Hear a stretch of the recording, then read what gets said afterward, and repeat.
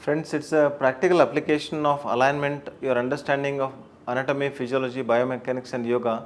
I'll just show you a demonstration of a small simple an image. So there is just a human body, it's a head, neck, back, thighs, leg and ankle. So I say that neck area, back area, your knee and heel. So heels are nearest to the earth. So usually 90% of the time you do not have heel pain unless there is a calcaneal spur or fracture or injury or anything like osteoporosis or something. Usually you do not have heel pain. Knee pain also, unless there is a osteoarthritis or there is a rheumatoid arthritis or knee injuries, you do not have knee pain because knee joint is a strong joint. The neck pain, usually neck weighs about 10 kg of weight, including brain, skull, all the facial features, neck muscles, everything. The weight will be around 10 kg of weight will be on the neck. Usually neck pain also less. So more common pains are related to back pain because the alignment of spine is different.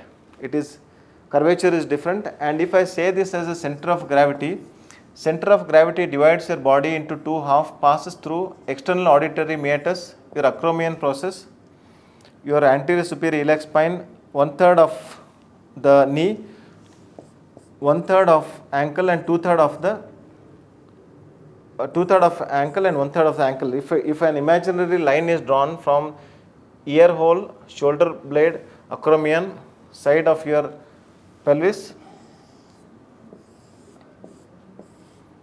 lateral part of your knee and 1/3 of ankle and 2/3 of ankle, that line exactly divides your body into two halves. If somebody is having shoulder pain, it means that there is a pressure on this area and the alignment is lost. If somebody is having big belly, there is a much of lordosis happening. Because of this lordosis, the pain of back is more.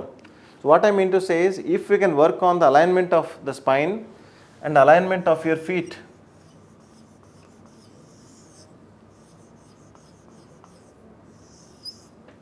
base of the big toe, base of the little toe, base of the heel, base of the little toe, base of the big toe, base of the heel.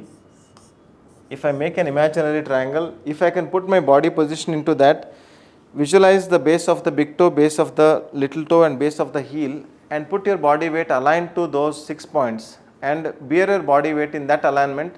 And from the sides, if you can align the ear, shoulder, hip, 1/3 of the knee, 1/3 of ankle and 2/3 of ankle, you are going to achieve a perfect balance of standing posture where your balance is much better and the pains and aches because of change in the alignment, because of change in the center of gravity can be much reduced.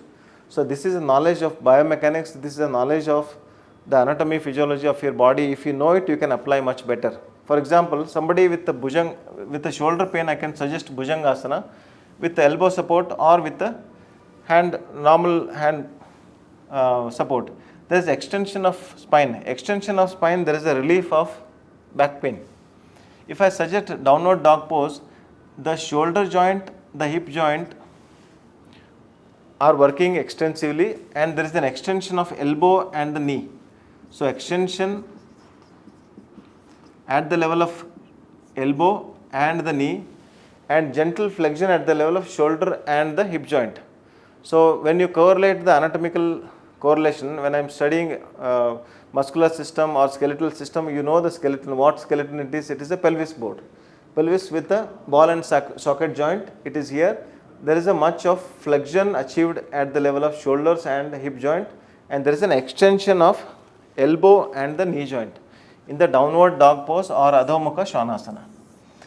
If somebody is having shoulder pain, if somebody is having ankle pain or heel pain or the hamstring pain or something pain at the level of leg, I usually do not advise it, or I use a posture where there is a much of relaxation rather than the stretch. So similarly, you can decide upon what kind of asanas you can choose for what diseases.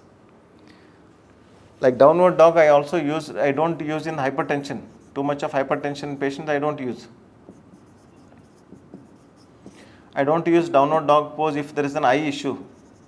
Increased intraocular pressure of the eyes, I don't use downward dog pose. So this knowledge is important and it is very subtle and it is very key element for you to decide are you a good yoga teacher or not good yoga teacher. With this introduction, I suggest you go through details of studies with us in anatomy and physiology and study well, be a good yoga teacher and be a good yoga therapist. Thank you.